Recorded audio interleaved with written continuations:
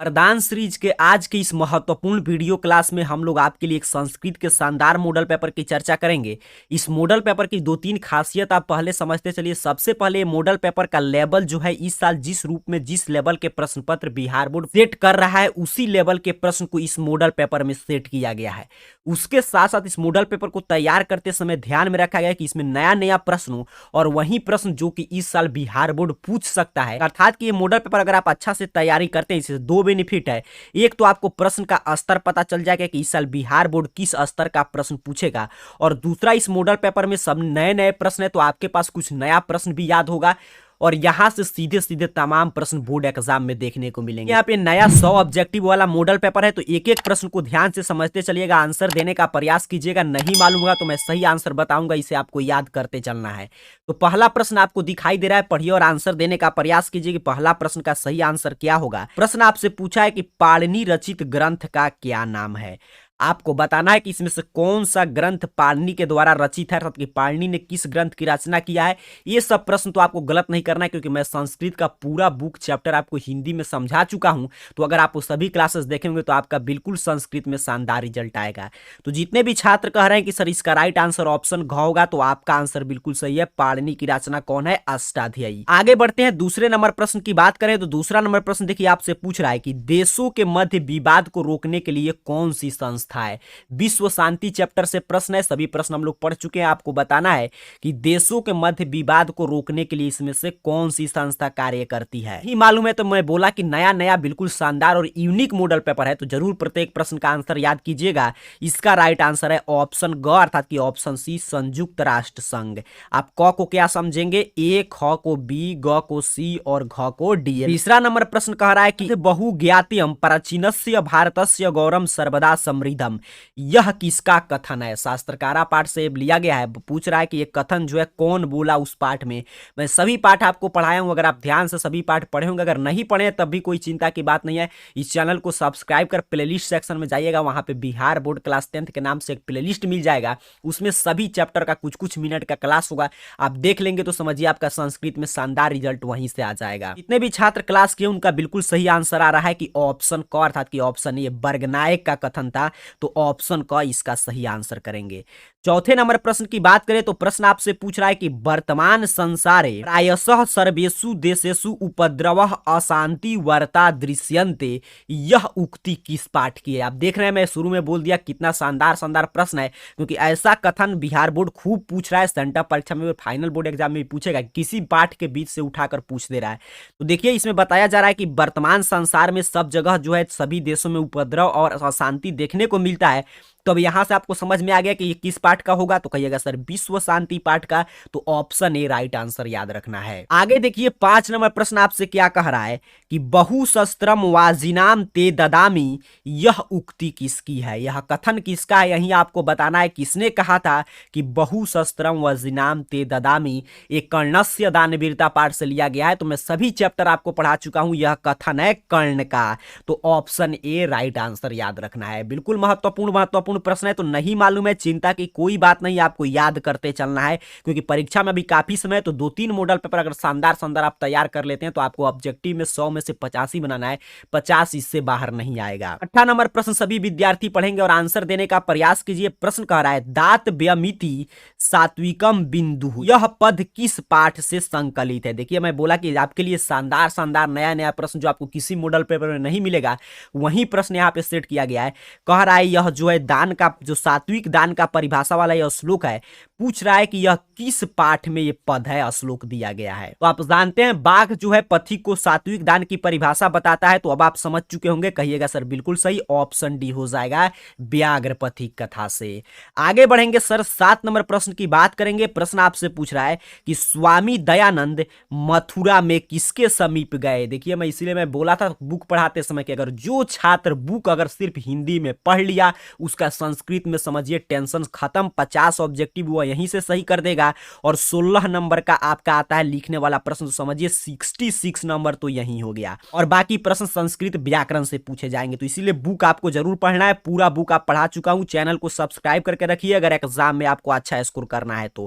कह रहा है स्वामी दयानंद मथुरा में किसके समीप गए थे? तो स्वामी दयानंद जब घर से सर निकले थे ज्ञान प्राप्ति के लिए, तो मथुरा में बिरजानंद के समीप पहुंचे थे। तो ऑप्शन ए राइट आंसर है बिरजानंद के।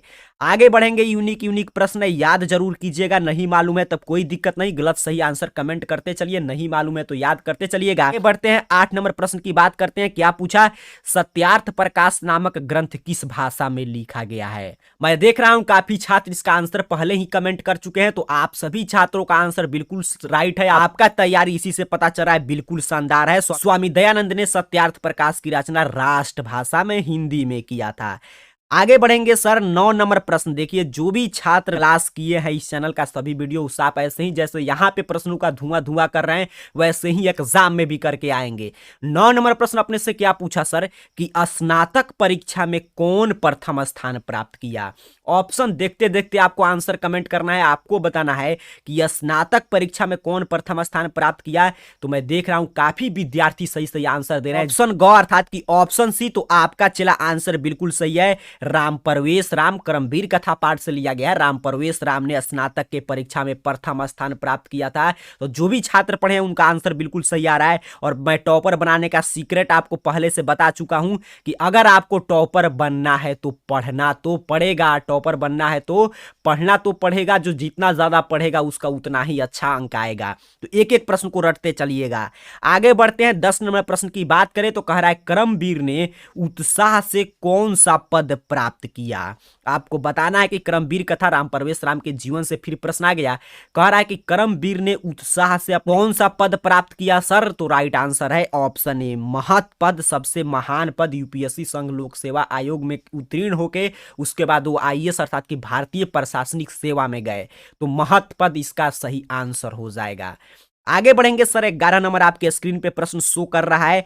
प्रश्न पढ़िए और आंसर देने का प्रयास कीजिएगा। कह रहा है प्रगति की इच्छा रखने वाले मनुष्य को कितने दोषों को त्याग कर देना चाहिए? आपके बुक से प्रश्न है और श्लोक से लिया गया है। आपको मैं पढ़ाते समय भी बताया था अगर आपको प्रगति करना है, टॉपर बनना है, जीवन में कुछ पाना है तो आपको कितने दोषों को त्याग कर देना चाहिए, यही प्रश्न पूछा है। तो आपके बुक में स्पष्ट रूप से लिखा गया 6 दोषों को त्याग कर देना चाहिए। निंद्रा, तंद्रा, भय, क्रोध, आलस्य। तो इसका राइट आंसर ऑप्शन ए हो जाएगा 6। आगे बढ़ेंगे सर, 12 नंबर प्रश्न की बात करते हैं। देखिए एग्जाम में बिल्कुल कम समय, तो पूरे जोश जुनून के साथ पढ़ाई करना है। चंद दिन और है, अगर पूरे जोश जुनून के साथ आप पढ़ाई कर लेते हैं तो आपका रिजल्ट बिल्कुल शानदार आएगा। 12 नंबर प्रश्न कह रहा है कि परम तृप्ति किससे मिलती है? सोचिए कितना आसान, इससे आसान प्रश्न क्या होगा। और इससे कठिन प्रश्न एग्जाम में भी नहीं आएगा। अगर आप बुक को अच्छा से हिंदी में पढ़े, इस चैनल को पहले से जुड़े हैं तो समझिए आपका बिल्कुल संस्कृत में या हर विषय में शानदार रिजल्ट आने जा रहा है। सिर्फ क्लास को ध्यान से अंत तक बने रहिए और एक एक प्रश्न को याद करते चलिएगा। तो नीति श्लोक का पाठ में बताया गया था सर कि परम तृप्तिदायक विद्या, विद्या से हमें परम तृप्ति मिलता है, ज्ञान से। तो option A right answer OMR sheet पे कलर कर देना है। आगे बढ़ते हैं, 13 नंबर प्रश्न की बात करते हैं। तो कह रहा है शिक्षा संस्कार के अंतर्गत क्या नहीं आता है? संस्कारा पाठ से आ गया, पूछा है इतना संस्कार जो है इसमें से कौन सर शिक्षा संस्कार के अंतर्गत नहीं आएगा? तो ध्यान से अगर आप देखेंगे तो कहिएगा सर वेदारंभ भी आता है शिक्षा संस्कार में, बिल्कुल सही। अक्षरारंभ भी आता है, उपनयन भी आता है। क्या नहीं आता है पूछा था तो कन्यादान नहीं आता है। कन्यादान विवाह संस्कार में आता है। तो याद रखेंगे 13 का राइट आंसर ओएमआर सीट पे आपको ऑप्शन ए कलर करके आना है, कन्यादान।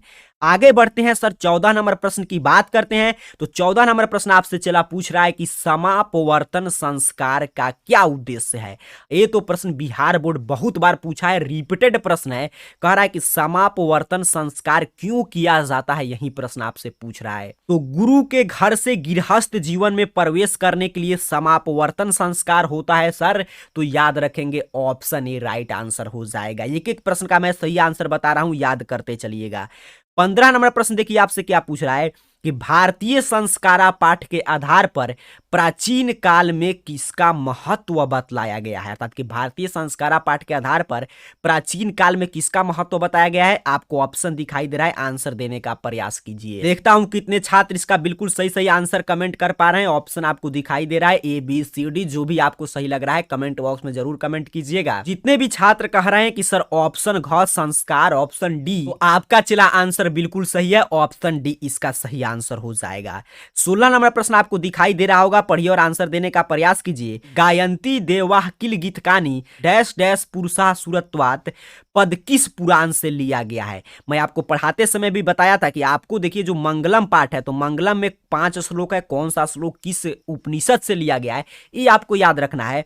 और उसके साथ साथ जो आपका भारत महिमा पाठ है उसमें कौन सा श्लोक किस पुराण से लिया गया है, कौन आधुनिक काल की रचना है, ये सभी आपको याद रखना है। तो ये भारत महिमा पाठ का पहला श्लोक है गायंती देवा किल गीत गानी पुरुषा सुरत्वा तक, तो इसका राइट आंसर है ऑप्शन ए, विष्णु पुराण से लिया गया है। आगे बढ़ते हैं, 17 नंबर प्रश्न की बात करते हैं। प्रश्न अपने से पूछ रहा है कि शास्त्रार्थ कुशला गार्गी किसके सभा में थी। सोचिए, अगर आप क्लास किए हैं, सिर्फ मैं उसमें बोल रहा था कि सिर्फ आप मेरे बात को सुनिए समझिए, लिखने की कोई आवश्यकता नहीं है, इससे बाहर कोई प्रश्न नहीं आएगा। देखिए कोई प्रश्न हम लोग क्लास से बाहर नहीं आया है। पूछ रहा है शास्त्रार्थ कुशला गार्गी किसके सभा में थी सर, तो जनक के सभा में, ऑप्शन बी राइट आंसर करेंगे। किसके सभा में थी, जनक के सभा में।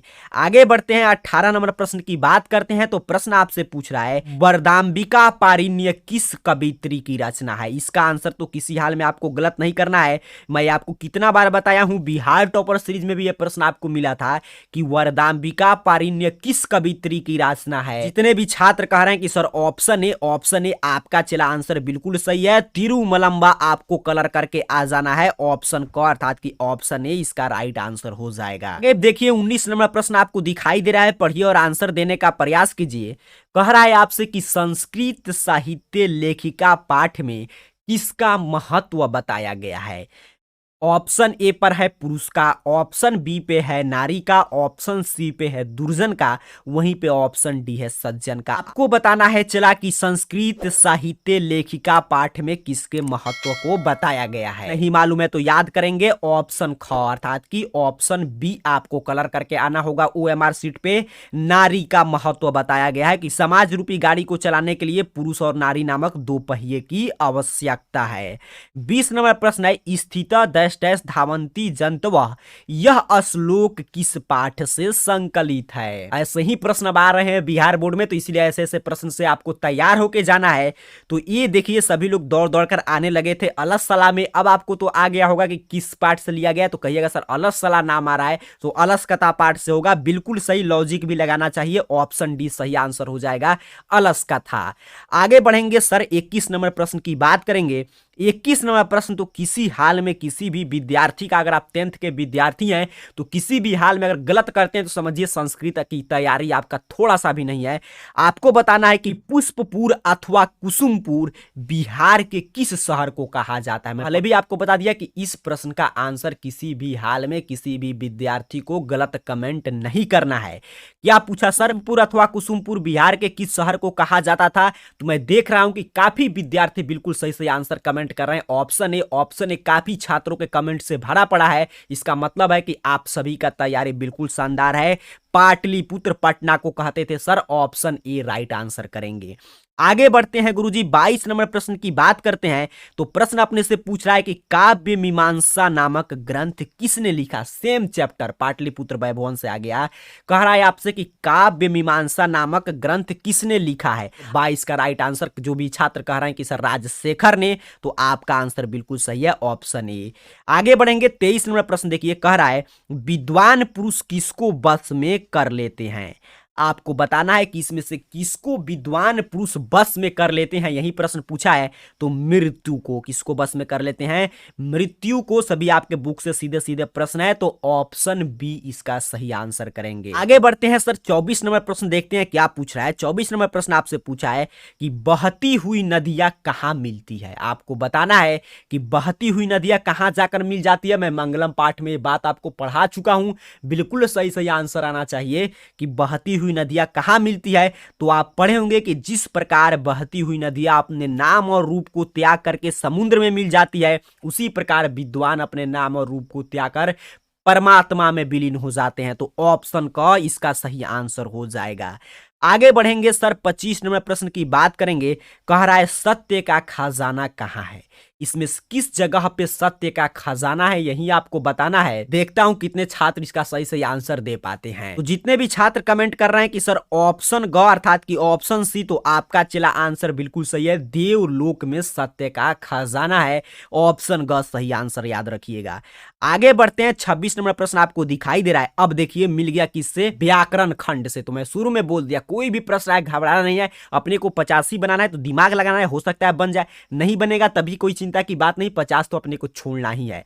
कह रहा है 26 नंबर प्रश्न कि मूसक प्लस टाप से कौन सा शब्द बनेगा। क्योंकि स्त्री प्रत्यय है मूसक, तो मूसक का स्त्रीलिंग क्या होगा, तो मूसिका। तो क्या बनेगा, मूसिका। ध्यान से देखिए कहां पे, ऑप्शन बी, बिल्कुल सही, ऑप्शन बी पे है मूसिका, सही आंसर हो जाएगा। 27 नंबर प्रश्न की बात करें सर, तो प्रश्न अपने से पूछ रहा है कि राष्ट्र प्लस य से कौन सा शब्द बनेगा। राष्ट्र प्लस य से कौन सा शब्द बनेगा, यह भी प्रश्न रिपीटेड है, तो कहिएगा सर राष्ट्रीय। क्या बनेगा, बिल्कुल सही, राष्ट्रीय बनेगा। तो ध्यान से देखिए ऑप्शन बी, आपको इसका भी कलर करके आना है। आगे बढ़ेंगे, 28 नंबर प्रश्न की बात करेंगे। तो प्रश्न अपने से पूछ रहा है कि कौरवः में कौन सा प्रत्यय है। कौरवः शब्द में कौन सा प्रत्यय है, यही आपको बताना है। ध्यान से देखिए, अगर ध्यान से उच्चारण आप कर पा रहे हैं कौरवः, तो आप बता देंगे ऑप्शन देकर के कौन सा प्रत्यय है। कौरवः में अण प्रत्यय है, तो ऑप्शन ग अर्थात कि ऑप्शन सी राइट आंसर करेंगे। 29 नंबर प्रश्न की बात करें, तो प्रश्न आपसे कह रहा है कि उक्तवा में कौन सा प्रत्यय है। प्रत्यय जरूर पढ़ लीजिएगा, उपसर्ग अगर आप पढ़े होंगे तभी इसका जवाब दे पाएंगे। कह रहा है कि उक्तवा में कौन सा प्रत्यय लगा है। उक्तवा में कत्वा प्रत्यय लगा है, तो देखिए ध्यान से ऑप्शन ए इसका राइट आंसर करना है। सभी व्याकरण खंड से प्रश्न है।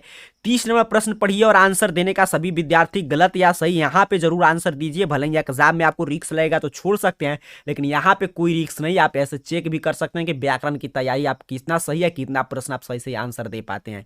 कर रहा है गम प्लस सत्री से कौन सा शब्द बनेगा। ऑप्शन आपको दिखाई दे रहा है, सत्री प्रत्यय, कत्वा प्रत्यय, अन प्रत्यय, ये सभी से हम लोग प्रश्न पीछे भी तमाम मॉडल पेपर की चर्चा की है, उसमें भी मिला था। गम प्लस सत्री से कौन सा प्रत्यय बनेगा सर, तो गच्छत। क्या बनता है, गच्छत। तो देखिए गच्छत कहां पे है, ऑप्शन क अर्थात कि ऑप्शन ए सही आंसर करेंगे। आगे बढ़ते हैं, 31 नंबर प्रश्न की बात करते हैं। तो प्रश्न आपसे पूछ रहा है सर कि नदी भी किस शब्द का रूप है। किस शब्द का आप शब्द रूप याद किए होंगे जिसमें नदी भी मिला होगा। सोचिए व्याकरण खंड में इससे आसान प्रश्न क्या हो सकता है। अगर आप ध्यान से देखिएगा तो कहिएगा सर ऑप्शन डी, नदी का हम लोग जब याद करते हैं तो क्या मिलता है, नदी भी। तो बिल्कुल सही, ऑप्शन डी आपको OMR सीट पे कलर करना है। 32 नंबर प्रश्न की बात करें तो कह रहा है मातृ शब्द का अगर आप शब्द रूप याद किए होंगे तभी इसका आप जवाब दे पाएंगे। कह रहा है मातृ शब्द के षष्ठी बहुवचन का रूप कौन सा है। तो मातृ शब्द का अगर आप शब्द रूप पढ़ेंगे तो षष्ठी, षष्ठी पूछा है, ध्यान से समझिए, और बहुवचन तो होता है मातृनाम। षष्ठी बहुवचन पे क्या आता है, मातृनाम। तो देखिएगा ऑप्शन सी पे दिया गया है, तो ऑप्शन सी अर्थात कि ऑप्शन ग सही आंसर है। आगे बढ़ते हैं सर, 33 नंबर प्रश्न की बात करते हैं। प्रश्न आपसे पूछ रहा है कि तस्याम में कौन सी विभक्ति है। आपको बताना है कि तस्याम में कौन सा विभक्ति है। तो ध्यान से देखिए सप्तमी विभक्ति लगा है तस्य में, तब क्या बनता है, तस्याम। तो ऑप्शन डी सही आंसर हो जाएगा। 3 नंबर प्रश्न का नहीं मालूम है तो बिल्कुल नया नया प्रश्न है, याद करते चलिए क्योंकि इससे सीधे सीधे प्रश्न आएंगे। 34 नंबर प्रश्न की बात करें सर, तो प्रश्न आपसे कह रहा है कि देही किस धातु का रूप है। इसमें से किस धातु का रूप जो है देही है, यही आपको बताना है। ये भी प्रश्न बिल्कुल आसान है, थोड़ा सा अगर आप कॉमन सेंस लगाएंगे, थोड़ा सा संस्कृत का व्याकरण अगर आप उलटते पलटते होंगे तो इसका आंसर आप दे पाएंगे। तो देही किस शब्द का रूप है सर, तो दा शब्द का धातु रूप आप याद किए होंगे तो उसमें क्या मिलता है, देही। तो ऑप्शन ए सही आंसर है। 35 नंबर प्रश्न पढ़ेंगे सभी विद्यार्थी और आंसर देने का प्रयास कीजिए। कह रहा है गच्छेत किस लकार का रूप है। आप किस लकार में गच्छेत आपको मिलता है यही आपको बताना है। अगर ये प्रश्न एग्जाम में आएगा तो कौन सा आप ऑप्शन कलर करेंगे, तो याद रखिएगा ऑप्शन ही आपको कलर कर देना है। विधि लिंग लकार के रूप में आता है गच्छेत, तो ऑप्शन क सही आंसर करेंगे। आगे बढ़ते हैं सर 36 नंबर प्रश्न देखिए। संस्कृत बड़ा शानदार विषय है, इसमें काफी छात्रों का स्कोर नहीं आता है, लेकिन काफी ऐसे टॉपर का मार्कशीट में आपको दिखाऊंगा या आप खुद से देखे भी होंगे जिनको संस्कृत में भी 99, 100, 98, 97 पिछले साल इसी चैनल से पढ़ पढ़ के बच्चे 97, 98, 99 तक स्कोर किए थे संस्कृत में, क्योंकि मैं पूरा संस्कृत का बुक इस चैनल पे आपको पढ़ा चुका हूं और जो महत्वपूर्ण है ग्रामर का आपका उसको मॉडल पेपर के रूप में हम लोग चर्चा कर लिए हैं। आगे हम लोग इसमें जो ऐसे पूछता है जो VVI मैं आपको 4-5 ऐसे बता दूंगा, वो आप रट लेंगे संस्कृत अनुच्छेद का, तो 7 अंक वो भी कंप्लीट हो जाएगा। फिर हम लोग आपके जो सब्जेक्टिव प्रश्न आता है उसकी भी चर्चा करेंगे। इसलिए मैं बोल रहा हूं कि इस चैनल को सब्सक्राइब करके रखिए कम से कम परीक्षा के दिन तक, अगर आपको सभी विषय में अच्छा स्कोर करना है तब। क्योंकि हमारा एक ही मेरा प्रयास होता है कि मैं ज्यादा आपका नोट्स मोटा नहीं हो, हम बिल्कुल आपके लिए कम क्लास लेकर आए, लेकिन प्रश्न हम आपको वही बताएंगे जिसके पूछे जाने की संभावना इस साल की बोर्ड परीक्षा में सबसे ज्यादा है। क्योंकि परीक्षा में कम समय है तो इसमें आपको वही प्रश्न पढ़ना है जो कि परीक्षा में आए, परीक्षा उपयोगी प्रश्न हो, तभी आप अच्छा स्कोर कर पाएंगे। नहीं तो आलतू फालतू प्रश्न तो हर जगह चल रहा है, आप कहीं से भी देख सकते हैं अगर आपको समय बर्बाद करना है तो। कह रहा है आपसे 36 नंबर प्रश्न देखिए, लट धातु के लट लकार मध्यम पुरुष बहुवचन का रूप कौन सा है। 36 का राइट आंसर देखिए ऑप्शन डी पे दिया गया है पठत। धातु रूप याद रखना है, पठत हो जाएगा। 37 नंबर प्रश्न की बात करें तो देखिए 37 नंबर प्रश्न भी जरूर याद कर लीजिएगा, क्योंकि ये प्रश्न भी रिपीटेड है, कितना बार बिहार बोर्ड पूछ चुका है। संस्कारः पद में कौन सा उपसर्ग है। संस्कारः पद में कौन सा उपसर्ग है यही आपको बताना है। सम उपसर्ग लगा के संस्कारः बनता है, तो याद रखेंगे ऑप्शन सी। ऑप्शन सी रट जाइए सम। ये प्रश्न बहुत बार पूछा है, बिहार टॉपर सीरीज में भी हम लोग चर्चा किए थे। आगे बढ़ते हैं सर 38 नंबर प्रश्न आपके स्क्रीन पे शो कर रहा है। कह रहा है किस शब्द में प्र उपसर्ग नहीं है। ध्यान से देखिए पूछा इसमें से किस शब्द में प्र उपसर्ग नहीं है, तो देखिए सभी में प्र उपसर्ग है, प्रयोग, प्रहार, प्रचार, लेकिन प्रत्युत्तर में प्रत उपसर्ग है, तो इसमें ही नहीं है, तो राइट आंसर हो जाएगा ऑप्शन डी। आगे बढ़ते हैं 39 नंबर प्रश्न की बात करें तो देखिए शुरू में जैसे मैं बोला कि शुरू में जैसे आपको देखिए बुक से मिला, तो अब आगे आपको मिल रहा है किससे, तो व्याकरण खंड से, संस्कृत ग्रामर से। तो आपको घबराना नहीं है, आपको 50 प्रश्न ही बनाना है, तो सिर्फ प्रश्न को देखिए, समझिए और आंसर देने का प्रयास कीजिए। कह रहा है धिक के योग में कौन सी विभक्ति होती है। आपको बताना है कि धिक के योग में कौन सी विभक्ति होती है। याद रखेंगे धिक के योग में द्वितीय विभक्ति होती है, तो ऑप्शन का सही आंसर है। 40 नंबर प्रश्न भी इसी विभक्ति सूत्र से पूछा गया। कह रहा है विभा करन्याय आम्रम आनयति, यहां रेखांकित पद में कौन सी विभक्ति है। ये किरण आय जो हुआ है इसमें कौन सा विभक्ति है, तो देखिए ये हुआ है चतुर्थी विभक्ति से, तो इसका राइट आंसर है ऑप्शन डी 40 का। आगे बढ़ते हैं 41 नंबर प्रश्न की बात करते हैं, तो यहां पे देखिए 41 नंबर प्रश्न, यदि किसी से नियम पूर्वक विद्या अध्ययन किया जाए तो विद्या अध्ययन कराने वाले व्यक्ति में पंचमी विभक्ति किस सूत्र से होती है। विभक्ति सूत्र से प्रश्न है, ऑप्शन देखिए और आंसर देने का प्रयास कीजिएगा।